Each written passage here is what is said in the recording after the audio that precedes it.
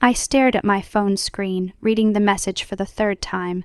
The words had not changed, but somehow I kept hoping they would rearrange themselves into something less cruel. Julia, I think it's better if you don't come to Vanessa's wedding.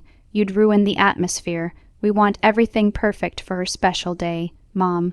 My own mother had typed those words and hit send without a second thought. I set the phone down on my desk at the Marine Biology Research Center where I worked, my hands trembling slightly. Outside my office window, the Seattle waterfront stretched gray and infinite, matching my mood perfectly. 29 years old, and I was still the disappointment, the daughter who chose studying coral reef ecosystems over law school, the one who wore practical clothes instead of designer labels, the sister who did not fit the image my family wanted to project. Vanessa was getting married in 6 weeks. My younger sister by 3 years had landed exactly the kind of man our parents dreamed about. Gregory, a corporate finance executive with a corner office and a trust fund. Their engagement had been announced at the country club. The wedding would take place at an exclusive vineyard outside Portland with 200 guests and a price tag that made my annual salary look like pocket change. And I was uninvited. My office door opened. Killian walked in carrying 2 cups of coffee, his dark hair damp from the rain outside.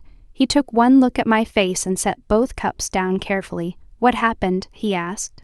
Killian worked in the oceanography department on the same floor. We had been dating for 8 months, though my family knew nothing about him.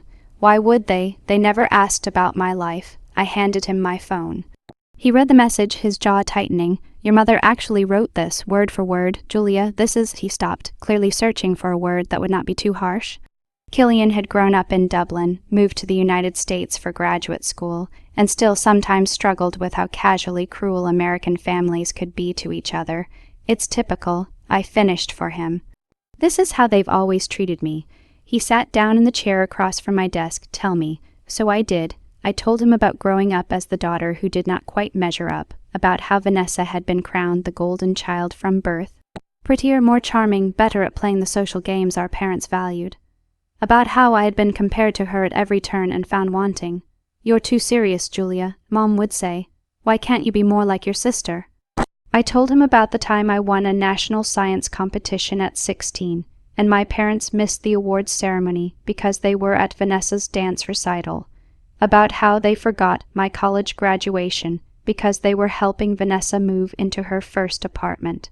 About how my research on marine ecosystem preservation had been published in a major journal, and Dad had said, "That's nice, honey," before returning to discussing Vanessa's promotion at the marketing firm. "Every achievement I've ever had has been invisible to them," I said quietly, but Vanessa sneezes and they throw a parade. Killian reached across the desk and took my hand. "You know this says everything about them and nothing about you, right?" I wanted to believe him, but 3 decades of being treated as less than had carved deep grooves into my sense of self. Worth. My phone buzzed with a new message, this time from Vanessa. "Mom told me she uninvited you. I'm sorry, Jules, but honestly, it might be for the best. The wedding is going to be really formal and sophisticated, and you know how you get awkward at those events. I don't want anything to go wrong on my big day." I showed Killian the message. His expression darkened. "That's worse than your mother's message," he said. He was right. Mom's cruelty came from a lifetime of favoritism and shallow values. But Vanessa's casual dismissal, wrapped in false sympathy, cut deeper because it confirmed what I had always suspected.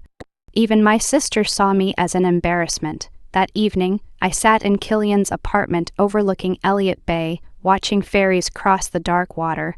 He was cooking dinner, something with garlic and wine that smelled incredible.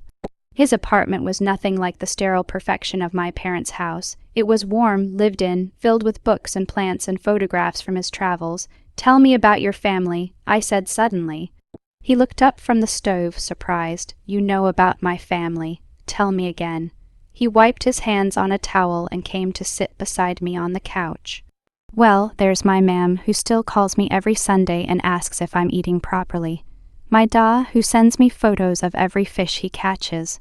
My 3 sisters who never let me forget I'm the baby of the family even though I'm 31. And they all came to your graduation. All of them flew over from Ireland even though it cost a fortune." Ma'am cried through the whole ceremony. He smiled at the memory. They stayed for 2 weeks, drove me absolutely mad, and I loved every minute of it. I rested my head on his shoulder. That sounds nice. It is. He wrapped an arm around me. And you deserve that too, Julia. You deserve people who show up for you. Later, as we cleaned up, Killian asked, "Have you given any thought to what I asked you last month?" I paused, a dish halfway to the drying rack. He had proposed 4 weeks ago, right here in this kitchen. Nothing elaborate, just him holding my hands, telling me he loved me and wanted forever with me. I had asked for time to think, and he had been patient. But now, with Vanessa's wedding approaching and my family's rejection fresh, something shifted inside me. "Yes," I said. He froze. "Yes, yes, I want to marry you." The dish slipped from his hands back into the sink with a clatter. He crossed the kitchen in 2 strides and pulled me into his arms, lifting me off the ground. When he set me down, he was grinning like a child on Christmas morning. "You're serious, you're saying yes. I'm saying yes." He kissed me, and for the first time in days the tight knot of hurt in my chest loosened slightly. This man saw me. He valued my intelligence, my passion, my dedication to my work. He did not need me to be someone else. Over the next week, I threw myself into planning, not a wedding like Vanessa's. I had no interest in pretentious vineyard ceremonies and formal place settings, but something authentic, something that reflected who Killian and I actually were. I started by calling Bethany my cousin. She was the only family member I genuinely liked, probably because she had also been somewhat overshadowed by Vanessa's golden glow during our childhood. "You're getting married," she squealed into the phone. "Julia, that's amazing. When? 8 weeks from now, right after Vanessa's wedding." There was a pause. "Your mom doesn't know, does she?" "Nope." "Oh, this is delicious. Tell me everything." I spent the following days reaching out to people who actually mattered in my life. My research team from the Marine Biology Center, friends from graduate school, colleagues I had collaborated with on conservation projects, several scientists I deeply admired who had become mentors over the years. And then I made a call that would change everything. Dr. Patricia Lawrence was a legendary marine biologist, someone I had admired since I was a teenager reading her groundbreaking papers on ocean acidification.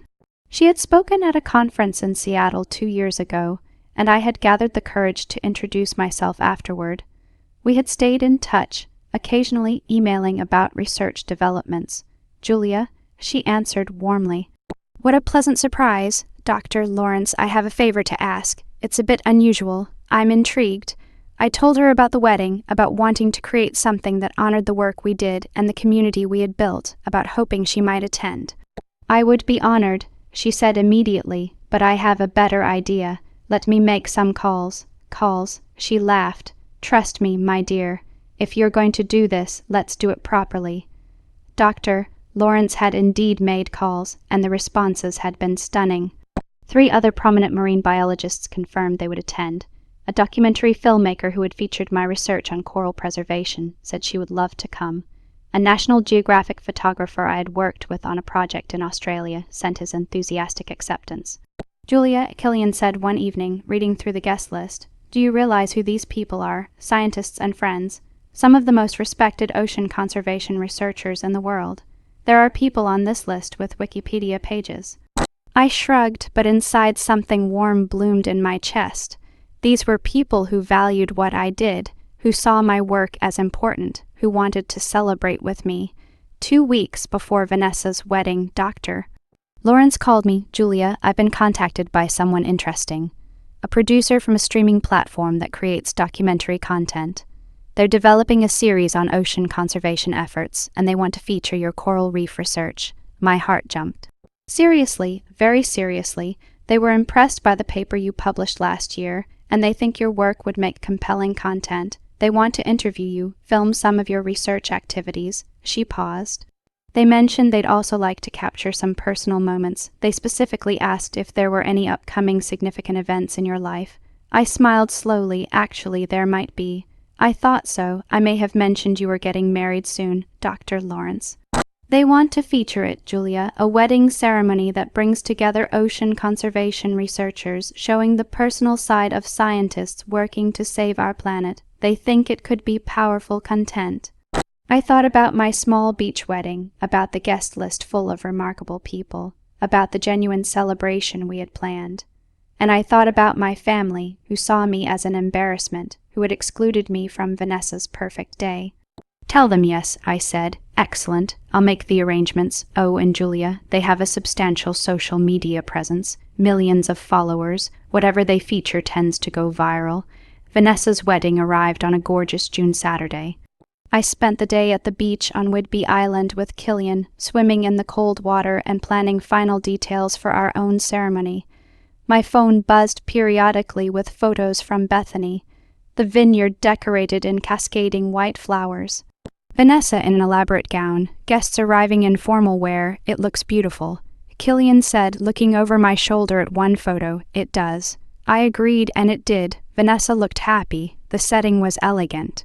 Everything appeared perfect. I felt no bitterness about it, which surprised me. Somewhere in the process of planning my own wedding, I had stopped caring about hers. That evening, Bethany called. So, your mom asked where you were today. What did you tell her? Nothing. I just said I hadn't seen you. But Julia, she seemed almost confused that you didn't show up anyway, despite being uninvited. Like she expected you to come and grovel for a chance to sit in the back. That sounds about right. The whole thing was exactly what you'd expect. Lots of speeches about how perfect Vanessa is, how successful Gregory is, how proud your parents are, not one mention of you. Obviously. Your mom kept talking about how this was the wedding of her dreams, how everything was absolutely flawless. Bethany paused. Jules, I'm really glad you didn't come. You would have hated it. I was glad too, because I was busy building something real, something that mattered to me. The production team arrived on Whidbey Island 3 days before the wedding. They were smaller than I expected, just 5 people with cameras and equipment, led by a woman named Sophia, who had kind eyes and moved with quiet efficiency. We're not here to make this into a spectacle, she assured me during our first meeting. We want to capture something authentic, the connection between personal commitment and professional dedication, love and conservation intertwined.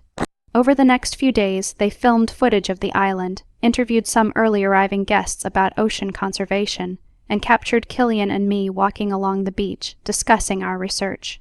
It felt natural, unforced. They were documenting our lives, not staging a performance. Killian's family arrived from Ireland 2 days before the ceremony. His mother swept me into a hug the moment she saw me, declaring me even lovelier than in the photos. His father shook my hand with genuine warmth, and his 3 sisters immediately adopted me as their own. My phone buzzed with 3 missed calls from my mother. I listened to the voicemails out of curiosity.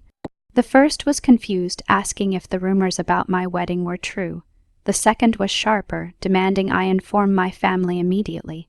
The third accused me of being deliberately spiteful, planning a beach wedding right after Vanessa's. I deleted all 3 messages and returned to the table where Killian's mother was showing everyone photos of their family home in County Cork. Saturday morning dawned clear and beautiful. I woke up in the beach house to the sound of waves and seagulls, with Bethany asleep in the other bed. She had arrived late the night before, declaring herself my official maid of honor. The production team arrived early to capture getting ready footage. They filmed me in a simple white dress, nothing elaborate, just something that felt like me. Comfortable, elegant, appropriate for a beach ceremony. Guests began arriving around 3 in the afternoon. I watched from the window as rental cars pulled up, disgorging scientists from around the world. Then I saw my mother's car. She pulled up with my father, Vanessa, and Gregory. They climbed out, and even from a distance I could see my mother's disapproving expression as she surveyed the casual beach setting. They actually came, Bethany said, spotting them too. Of course they did. They couldn't stand the idea of missing out on something. Sophia appeared at my door. Julia, there are some people here who aren't on the guest list. They're claiming to be your family. They are my family. Do you want them to stay? I thought about it. Part of me wanted to have them escorted away, to exclude them the way they had excluded me. But a better idea formed. Let them stay, I said. Seat them in the back, and Sophia, make sure your cameras capture their reactions. She smiled slowly. I like how you think. The ceremony was scheduled for 5 in the evening, time to catch the golden light before sunset. Dr. Lawrence appeared at my door. Ready, you're walking me down if you'll have me. I know I'm not your father, but I'd be honored to stand in. My father was 20 yards away, but he had never really been present in my life. Dr. Lawrence had been more of a mentor and supporter than he had ever been. I'd love that, I said. We walked together down the sandy aisle between the chairs. I saw Killian waiting for me, his eyes bright with emotion. I saw his family beaming from the front row. I saw colleagues and friends smiling, and I saw my mother's face in the back, her expression cycling between shock and confusion as she took in the distinguished guests surrounding her. The ceremony was conducted by a retired marine biology professor who had known both Killian and me during our graduate studies. He spoke about the ocean, about the currents that bring things together, about the importance of finding a partner who understands your passion and purpose. When it was my turn to say my vows, I looked at Killian and felt nothing but certainty. I promise to support your research even when it takes you to the other side of the world. I promise to celebrate your discoveries and help you through your frustrations. I promise to be your partner in saving the oceans we both love. And I promise to build a life with you that's based on what we value, not what anyone else expects of us. He wiped his eyes. When he spoke, his Irish accent thickened with emotion. I promise to see you always, to value your mind and your heart equally, to stand beside you as you change the world with your research, to remind you of your worth when you forget it, and to love you exactly as you are, without asking you to be anyone else. We exchanged simple silver rings. We kissed as the sun began its descent toward the horizon, painting the sky in shades of gold and pink, and our guests erupted in applause, not polite, formal clapping, but genuine, enthusiastic celebration. The reception was held right there on the beach, no formal dinner service, no assigned seating. Instead, we had a seafood barbecue with long tables where guests mingled freely. The production crew moved through the crowd, capturing conversations between distinguished scientists and young graduate students. I watched my mother approach one of the tables, clearly trying to figure out who these people were. She stopped a man who was chatting enthusiastically about deep-sea exploration. "And how do you know the bride?" I heard her ask.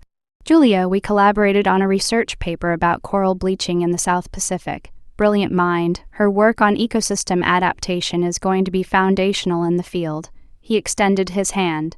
"Dr. James Alcoy, I teach at Oxford." My mother's face went pale. She moved to another group where Dr. Lawrence was holding court. Julia was one of the most promising young scientists I've encountered in decades. "Doctor," Lawrence was saying, her approach to marine conservation combines rigorous scientific method with innovative thinking.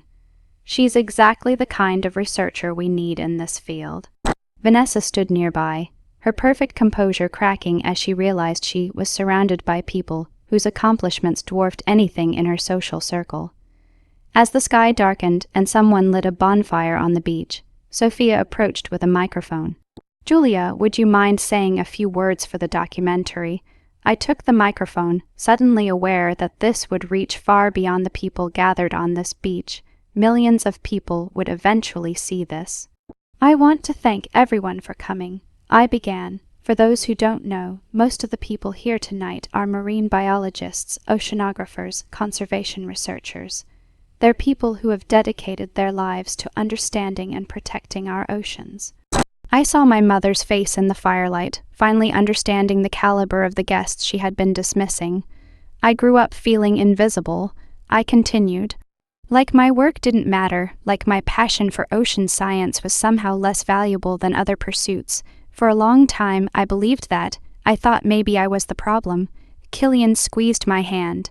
But then I found this community. I found people who valued questions over appearances, who measured success by contribution rather than status, who saw worth in dedication to something bigger than ourselves. I looked around at the assembled guests. "You taught me that family isn't just about blood. It's about who shows up for you, who celebrates your victories, who sees you for who you actually are." The crowd applauded. My father approached me shortly after. "Julia, I had no idea you knew such distinguished people. Why would you? You never asked about my work." He flinched. "That's not fair." "Isn't it, Dad? When was the last time you asked me about my research? When was the last time you showed any interest in what I do?" He had no answer. My mother was next, her composure finally cracking. "Julia, if we had known you were planning something like this, you would have what? Suddenly cared about my life? Suddenly seen me as worth your attention? Don't be dramatic. We've always cared about you.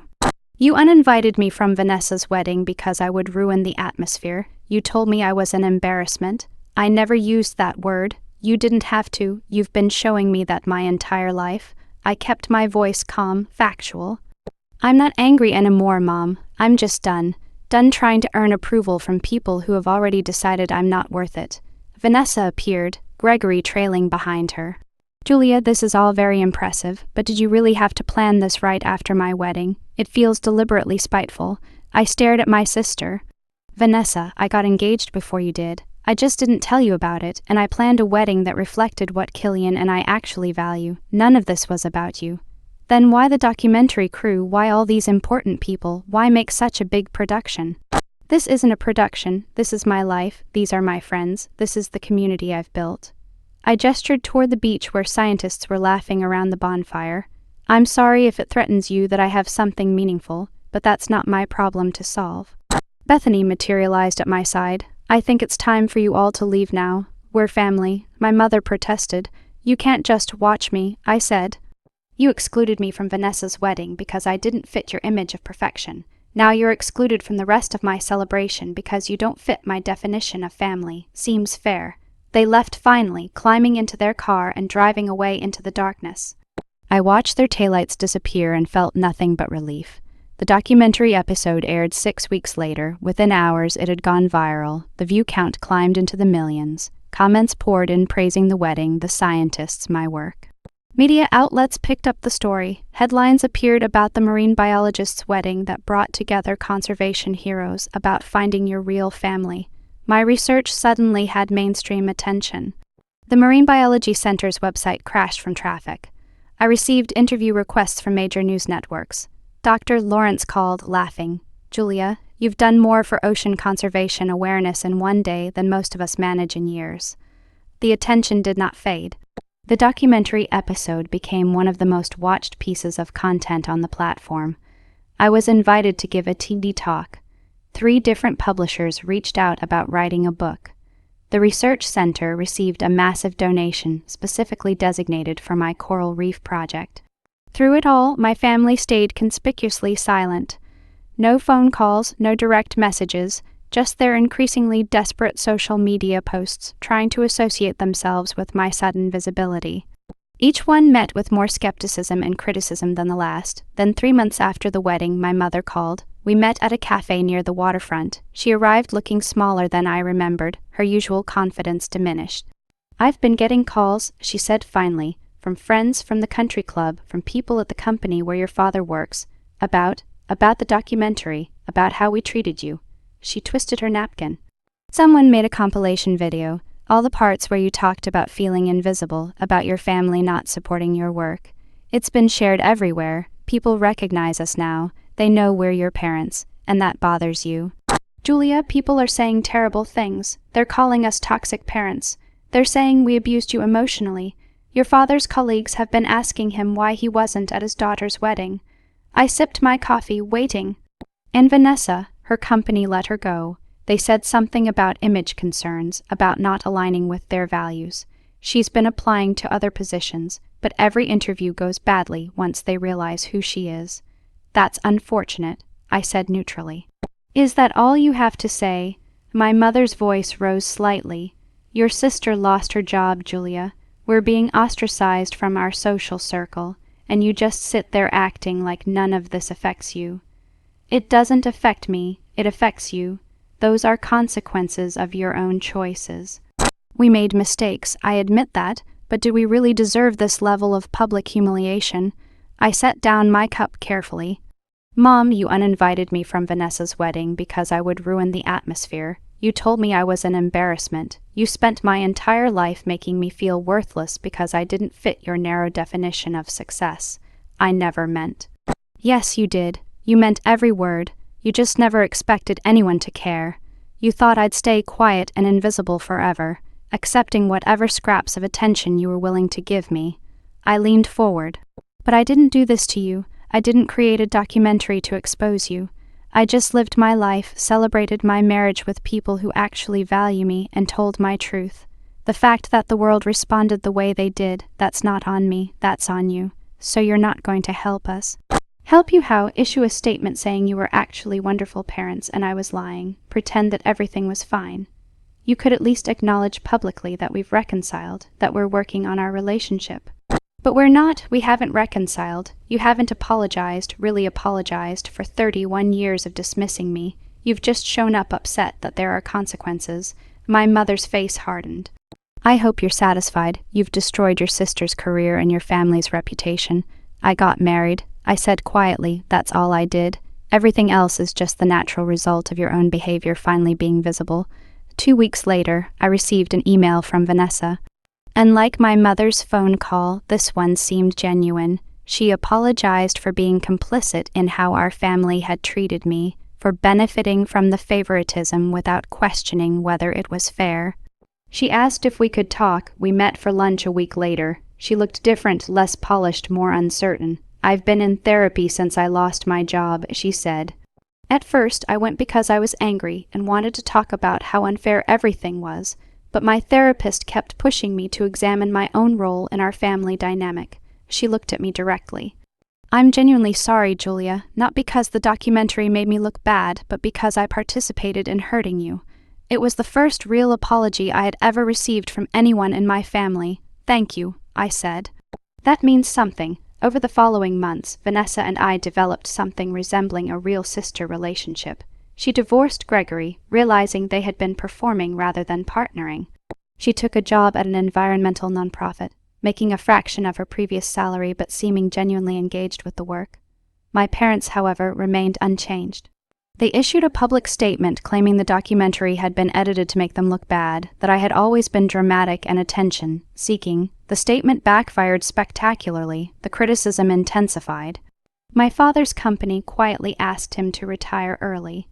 My mother's friends stopped inviting her to events. Meanwhile, my career flourished. The visibility from the documentary led to increased funding for ocean conservation research. I was invited to present at international conferences. My work on coral reef adaptation became part of a major policy proposal for marine protection. Killian and I bought a house with a view of the water. His family visited twice a year, filling our home with warmth and laughter. Dr. Lawrence became a regular dinner guest along with other colleagues from the research center. We built the kind of life I had always wanted, filled with meaningful work, genuine relationships, and purpose beyond appearances. One evening, almost a year after the wedding, my father appeared on our porch holding a small package. Inside was my science fair trophy from high school, the national competition I had won while they were at Vanessa's dance recital, the one they had never acknowledged. I've been thinking a lot since the documentary about the kind of father I was or wasn't, he said. I can't undo 31 years of being a bad father, I know that, and I'm not here to ask for forgiveness or to make myself feel better. I just wanted you to know that I see it now. I see what I did, what I failed to do. Why now, I ask. Partly because of the public attention, I won't lie about that. The criticism hurt, but also I watched you in that documentary. I saw you with those accomplished people, with Killian's family, with your colleagues. I saw you happy in a way I've never seen before, and I realized I didn't know you at all, my own daughter, and I had no idea who she really was. You never asked. No, I never asked. He paused. I don't expect this to fix anything. I don't expect you to suddenly want a relationship with me, but I needed to say it, to actually apologize, not to manage the optics, but because you deserved better than what I gave you. Thank you for saying that, I finally said. It doesn't erase the past, but it matters. Over the next few months, my father made genuine efforts. He asked about my research and actually listened. He read my published papers. He met Killian properly, asked him about his work, treated him with respect. My mother made no such efforts. She remained convinced that she had been wronged, that the documentary had unfairly portrayed their family, that I owed her an apology. Vanessa tried to build a bridge between us, but I had no interest in reconciling with someone who refused to acknowledge reality. She'll never admit she was wrong. Vanessa told me, I know, and I'm okay with that. I don't need her approval anymore. The documentary continued to impact lives in unexpected ways. I received letters from adult children of narcissistic parents thanking me for showing that it was possible to build a fulfilling life beyond toxic family dynamics. From young scientists who felt empowered to pursue their passions despite lack of family support. From women who had felt invisible and were inspired to find their own communities. A year and a half after the wedding, The documentary won several awards for its impact on environmental awareness and science communication. The streaming platform created a whole series inspired by it, featuring other scientists and their important work. I was invited to consult on ocean conservation policy at the national level. My research team expanded. As for me, I stood on a research vessel in the Pacific, watching the sun set over waters I was helping to protect, surrounded by colleagues who valued my contributions, married to a man who saw me completely. And I realized that the best revenge had not been the viral documentary or the public consequences my family faced. The best revenge was building a life so fulfilling, so meaningful, so authentically mine that their approval had become irrelevant. I had not just proven them wrong. I had proven to myself that I never needed them to be right.